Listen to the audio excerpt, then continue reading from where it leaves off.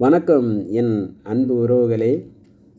கட்டு கட்டா புத்தகத்தை சுமக்கவில்லை நானடி, ஆனாலும் தான் கெட்ட வழி போனதில்லதானடி.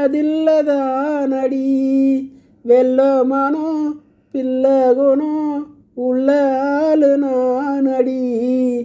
என்னை பற்றி ஊருக்குள்ள நீயும் கொஞ்சம் கேளடி.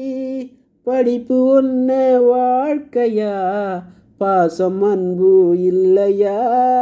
படிப்பில்லாம வாழ்க்கையில் உயர்ந்த மேத இல்லையா? உன்னை கண் போலத்தான் வச்சு காப்பாத்துவேன் அடி. உன்னைத்தான் நினைச்சேன் உன்னையே மனப்பே.